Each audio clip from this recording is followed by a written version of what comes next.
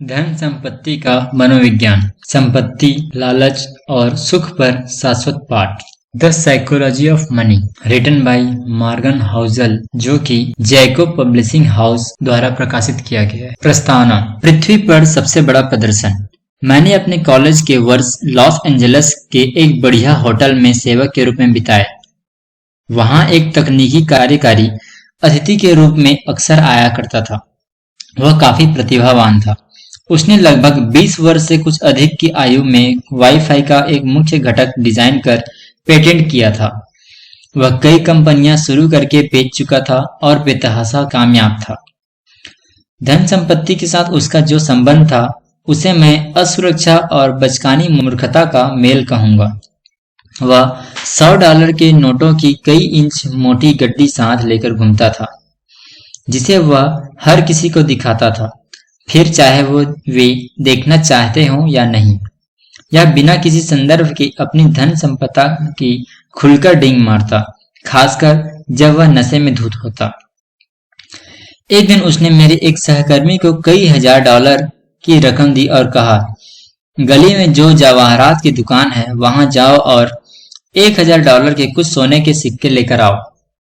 1 घंटे बाद हाथ में सोने के सिक्के लिए वह कार्यकारी और उसके दोस्त एक डॉक के चारों तरफ इकट्ठा हो गए, जो प्रशांत महासागर के सामने था।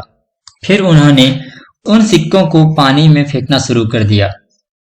वे उन सिक्कों को कंकड़ों की तरह उछालते और फिर किसका सिक्का सबसे दूर गया इस बात पर बहस करते और ठहाके मारकर हंसते, सिर्फ मनोरंजन के लिए। कुछ दिनों बाद उसने होटल के रेस्तरां में एक लैंप तोड़ दिया।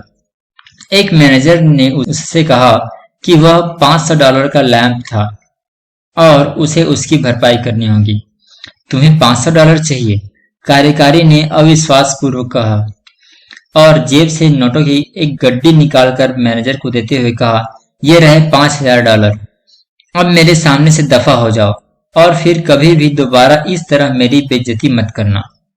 आप सोच रहे होंगे कि आखिर इस तरह का व्यवहार कब तक चल सकता था, और इसका जवाब है, ज्यादा दिन नहीं।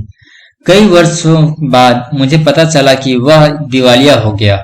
इस किताब का आधार है कि धन संपत्ति के मामले में आप कितना अच्छा प्रबंधन करते हैं, यह इस पर कम निर्भर करता है कि आप कितने होशियार हैं और इस पर ज्यादा कि आपका व्यवहार कैसा है। और व्यवहार सिखाना कठिन कार्य है, उन्हें भी जो वास्तव में होशियार हैं। एक प्रतिभाशाली व्यक्ति जो अपनी भावनाओं का नियंत्रण खो दे एक वित्तीय आपदा हो सकता है। इसका विपरीत भी उतना ही सत्य है। सामान्य व्यक्ति जिन्हें वित्तीय ज्ञान नहीं है धनी हो सकते हैं, अगर उनके पास कुछ ऐसी व्यवहारिक कौशल हो जिनके लिए बुद्धिमत्ता और औपचारिक युक्तियों की आवश्यकता नहीं होती। मेरी पसंदीदा विकिपीडिया प्रविष्टियां अब आरंभ होती है। रोनाल्ड जेम्स रीड की एक अमेरिकी जनहितैषी निवेशक, जेनेटर और गैस स्टेशन परिचर थे। रोनाल्ड रीड का जन्म ग्रामीण वर्मोंट में हुआ। वे अपने परिवार से हाई स्कूल पास करने वाले पहले सदस्य थे। यह इसलिए भी और अधिक प्रभावशाली है कि वे प्रतिदिन रास्ते में अन्य लोगों से लिफ्ट लेकर कैंपस जाया करते थे। जो रोनाल्ड रीड को जानते थे उनके जीवन के बारे में बताने योग्य ज्यादा कुछ नहीं था। उनका जीवन इतना सामान्य था जितना किसी का हो सकता है। रीड ने 25 वर्षों तक एक गैस स्टेशन में कारों की मरम्मत की और 17 वर्षों तक जेसी पेने में फर्श पर झाड़ू लगाई। 38 वर्ष की आयु में उन्होंने $12000 में एक 2 बेडरूम वाला घर खरीदा और अपना पूरा जीवन वहीं बिताया। 50 वर्ष की आयु में वे विधुर हो गए और उन्होंने फिर दोबारा विवाह नहीं किया। उनके एक मित्र का कहना है कि उनका खास शौक ईंधन की लकड़ी काटना था। वर्ष 2014 में 92 वर्ष की आयु में जिनका निधन हो गया और तब जाकर इस विनीत ग्रामीण जेनेटर ने सुर्खियां रची। 2014 में 2.8 मिलियन अमेरिकी नागरिकों की मृत्यु हुई। इनमें से 4000 से भी कम लोगों की शुद्ध संपत्ति उनकी मृत्यु के समय में $8 मिलियन थी। रोनाल्ड रीड उनमें से एक थे। अपनी वसीयत में इस पूर्व जेनेटर ने अपने सौतेले बच्चों के लिए $2 मिलियन और स्थानीय अस्पताल एवं पुस्तकालय के लिए $6 मिलियन छोड़े थे। जो रीड को जानते थे वे चकराए हुए थे। उनके पास इतना सारा पैसा आखिर आया कहां से? बाद में पता चला कि इसमें कोई भी रहस्य नहीं था। न तो उन्होंने कोई लॉटरी जीती थी और न ही उन्हें यह पैसा विरासत में मिला था। रीड ने जितना संभव था उतनी बचत की और वह पैसा ब्लू चिप स्टॉक्स में लगा दिया। फिर उन्होंने दशकों तक बचत की, जब तक वह छोटी सी निवेश राशि बढ़कर $8 मिलियन में बदल गई। बस इतना ही, और एक जेनेटर से जनहितैषी बन गए। रोनाल्ड रीड की मृत्यु से कुछ माह पहले रिचार्ड नाम का एक और व्यक्ति खबरों में था। रिचार्ड फुस्कोन वह सब कुछ था जो रोनाल्ड रीड नहीं था। हार्वर्ड से पढ़े इस मेरिल लिंच कार्यकारी के पास MBA की डिग्री थी और उसने वित्त व्यवसाय में इतनी सफलता प्राप्त की कि लगभग 40 की वर्ष उम्र में ही सेवानिवृत्त होकर एक जनहितैषी बन गया। पूर्व मेरिल CEO डेविड कोमांस्की ने फुस्कोन की व्यवसाय कुशलता, नेतृत्व क्षमता, उचित मूल्यांकन और व्यक्तिगत अखंडता की काफी प्रशंसा की। क्रेन्स बिजनेस मैगजीन ने एक बार उसे सफल कारोबारियों की 40 अंडर 40 सूची में शामिल किया, लेकिन फिर ठीक सोने के सिक्के उछालने वाले तकनीकी कार्यकारी की तरह सब बिखर के रह गया। 2000 के पहले दशक के कुछ के बीच फुस्कोन ने ग्रीनविच कनेक्टिकट में एक 18,000 वर्ग फुट के घर का विस्तार करने के लिए जमकर ऋण लिया। इस घर में 11 गुसलखाने, 2 एलिवेटर, 2 स्विमिंग पूल और 7 गैराज थे, और इस घर के रख रखाव का मासिक खर्च $90,000 से भी अधिक था। फिर वर्ष 2008 का वित्तीय संकट आ पड़ा। इस संकट ने वस्तुतः सभी को आर्थिक स्थिति को चोट पहुंचाई। इसने फुस्कोन को प्रत्यक्ष रूप से मिट्टी में मिलाकर रख दिया। अत्यधिक ऋण और अनकदी परिसंपत्ति ने उसे दिवालिया बना। फिलहाल मेरी कोई आमदनी नहीं है, उसने 2008 में कथित तौर पर एक दिवालियापन न्यायाधीश को बताया। पहले उसका पाम बीच वाला घर कब्जा कर लिया गया। 2014 में ग्रीनविच मैंसन की बारी थी। अपनी संपत्ति दान में देने से 5 महीने पहले रिचार्ड फुस्कोन का घर, वहां जहां अतिथि घर के अंदर के स्विमिंग पूल के ऊपर आर पार नजारे वाले आवरण पर खाने और नृत्य के रोमांच का स्मरण करते थे, उसे इंश्योरेंस कंपनी द्वारा अनुमानित लागत से 75% कम की राशि में नीलाम कर दिया गया। रोनाल्ड रीड धैर्यवान थे और रिचार्ड फुस्कोन लालची, और बस इतना काफी था दोनों के बीच के शिक्षा और अनुभव के विशाल अंतर को ग्रस्त करने के लिए। यहाँ सीख रोनाल्ड की तरह ज्यादा या रिचार्ड की तरह कम बनने का नहीं है, हालांकि यह भी कोई बुरी सलाह नहीं है। इन कहानियों की दिलचस्प बात यह है कि वित्त के संबंध में ये कितनी अनोखी है। ऐसा कौन सा दूसरा उद्योग है जिसमें एक ऐसा व्यक्ति जो किसी कॉलेज डिग्री, प्रशिक्षण, पृष्ठभूमि, औपचारिक अनुभव और संपर्कों के बिना किसी ऐसे को पछाड़ दे जिसके पास सर्वश्रेष्ठ शिक्षा, प्रशिक्षण और संपर्क हो। मैं ऐसा कोई और उद्योग नहीं सोच सकता। एक ऐसी कहानी की कल्पना करना जहां रोनाल्ड रीड किसी हार्वर्ड प्रशिक्षित सर्जन से बेहतर हृदय प्रत्यारोपण कर सके, यह बिल्कुल असंभव है। या फिर श्रेष्ठ प्रशिक्षित वास्तुकार से बेहतर गगनचुंबी इमारतें बना सके, ऐसी भी कभी कोई कहानी नहीं होगी जहां एक जेनेटर किसी विश्व के जाने माने परमाणु इंजीनियरों को मात दे सके। लेकिन निवेश के क्षेत्र में ऐसी कहानियां होती हैं। रोनाल्ड रीड के रिचार्ड फुस्कोन का सहवर्ती होने के 2 स्पष्टीकरण हैं। पहला, वित्तीय परिणाम भाग्य द्वारा संचालित होते हैं और इसका बुद्धिमत्ता एवं प्रयास से कोई संबंध नहीं होता। यह कुछ हद तक सच है और यह किताब इस पर विवरण में चर्चा करेगी। या दूसरा, और जो मेरे अनुसार अधिक सामान्य है, कि वित्तीय सफलता कोई कठिन विज्ञान नहीं है। यह एक व्यवहारिक कौशल है। जहां आप किसी प्रकार व्यवहार करते हैं, यह अधिक महत्वपूर्ण है बजाय इसके कि आप क्या जानते हैं। मैं इस व्यवहारिक कौशल को धन संपत्ति का मनोविज्ञान कहता हूँ। इस किताब का उद्देश्य लघु कहानियों के द्वारा आपको विश्वास दिलाना है कि व्यवहारिक कौशल संपत्ति के तकनीकी पहलू से अधिक महत्वपूर्ण है। मैं ऐसा इस प्रकार करूंगा कि सभी रीड से लेकर फुस्कोन और बीच में बाकी सब बेहतर वित्तीय निर्णय लेना सीख सकें। और जैसा कि मैंने जाना है, यह व्यवहारिक कौशल काफी अगोचर है। वित्त को मुख्य तौर पर गणित आधारित क्षेत्र के रूप में पढ़ाया जाता है, जहां आप किसी फार्मूले में डेटा डालते हैं और फार्मूला आपको बताता है कि आपको क्या करना है। और यह मान लिया जाता है कि बस आप यह कर लेंगे। व्यक्तिगत वित्त में यह सच है, जहां आपको बताया जाता है कि आपके पास 6 माह का आपातकालीन राशि और आय का 10% बचत के रूप में होना चाहिए।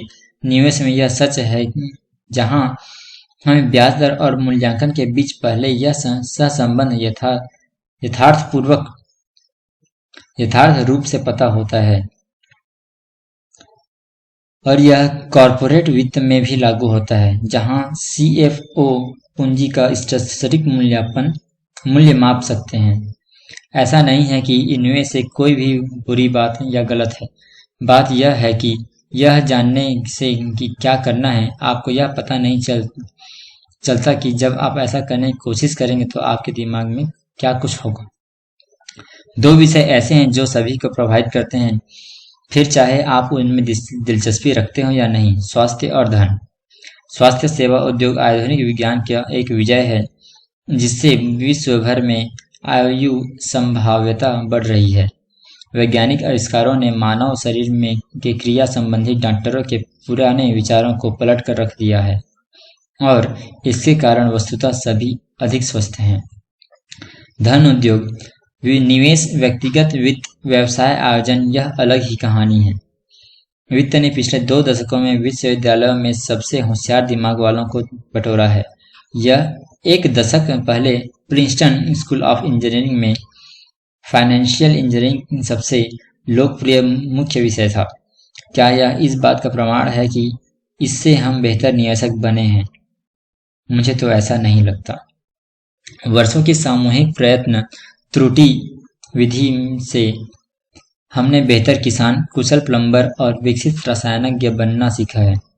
लेकिन क्या प्रयत्न त्रुटि विधि ने हमें अपने व्यक्तिगत वित्त में बेहतर होना सिखाया है? क्या ऋण में डूबने की हमारी संभावना कम हुई है, या फिर क्या हम बुरे दिनों के लिए बचत करने के लिए अधिक योग्य हैं, या सेवानिवृत्त होने को अधिक तैयार हैं, या फिर धन दौलत हमारे सुख के लिए क्या करती है और क्या नहीं? क्या इस बारे में हमारे विचार यथार्थवादी हैं? मैं तो इन बातों का कोई दमदार प्रमाण नहीं देखा। मेरे अनुसार ऐसा होने का कारण यह है कि हम धन दौलत के बारे में जो सोचते हैं और सीखते हैं वह बिल्कुल उसी प्रकार है जैसे हम भौतिक विज्ञान सीखते हैं, नियमों और विधियों के साथ, और न कि मनोविज्ञान की तरह भावनाओं और बारीकी से। और यह मेरे लिए उतना ही दिलचस्प है जितना आवश्यक। पैसा हर जगह है, यह हम सबको प्रभावित करता है और हम में से अधिकांश को भ्रमित भी। हर कोई पैसे के बारे में कुछ अलग ही ढंग से सोचता है। यह हमें ऐसे सबक सिखाता है जो हमारे जीवन में कई पहलुओं में लागू होते हैं, जैसे जोखिम उठाना, आत्मविश्वास और सुख।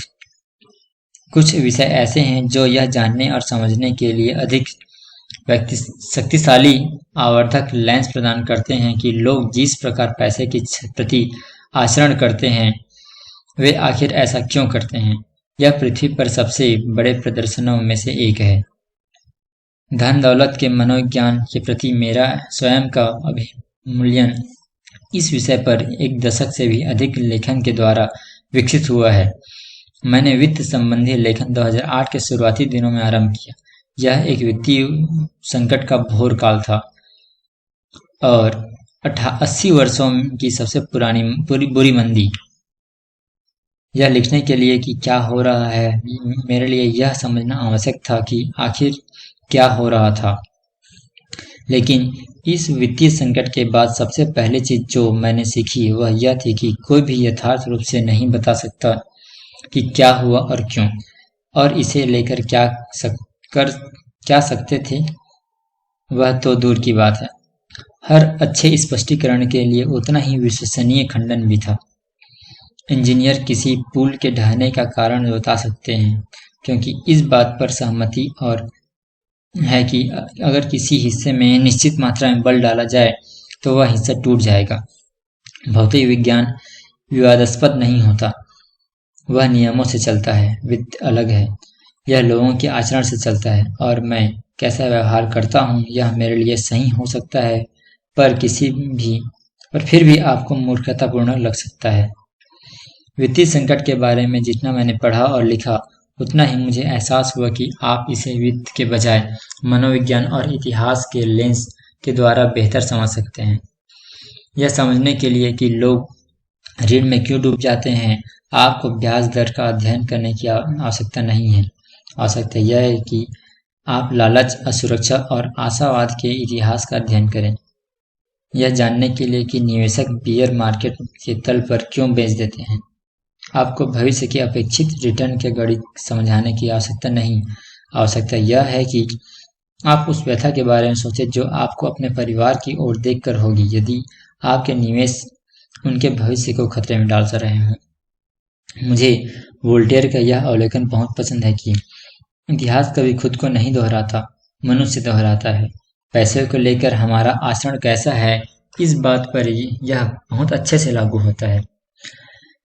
2018 में मैंने उन 20 सबसे महत्वपूर्ण खामियों, पूर्वाग्रह और बुरे व्यवहार के कारणों को रेखांकित करते हुए एक रिपोर्ट लिखी, जिन्हें मैंने धन संबंधी लेन-देन के में लोगों को प्रभावित करते देखा है। इनका शीर्षक धन संबंधी का मनोविज्ञान था और लगभग 10 लाख से भी अधिक लोगों ने इसे पढ़ा। इस किताब ने इस विषय का और गहराई से अवलोकन किया है। रिपोर्ट में से कुछ लघु पैसेज बिना बदलाव के लिए गए हैं। आपके हाथ में फिलहाल 20 अध्याय हैं, जिनमें से हर एक मेरे अनुसार धन संपत्ति के मनोविज्ञानों की सबसे महत्वपूर्ण और अंतःप्रज्ञात्मक विशेषताओं का वर्णन करता है। सभी अध्याय एक मूल विषय के इर्द गिर्द घूमते हैं, लेकिन साथ ही अपना एक अस्तित्व भी रखते हैं और स्वतंत्र रूप से भी पढ़े जा सकते हैं। यह एक लंबी किताब नहीं। आपका स्वागत है। अधिकतर पाठ उन पुस्तकों को समाप्त नहीं कर पाते जिन्हें वे पढ़ना आरंभ करते हैं, क्योंकि अधिकांश इकलौते विषयों में को 300 पृष्ठों के विवरण की आवश्यकता नहीं होती। इसके बदले मैं 20 लघु बिंदु लिखना पसंद करूंगा जिन्हें आप समाप्त कर सकें, बजाय एक लंबी किताब के जिसे आप बीच में पढ़ना छोड़ दें। और हम आगे बढ़ते हैं। अध्याय 1, कोई भी मूर्ख नहीं है।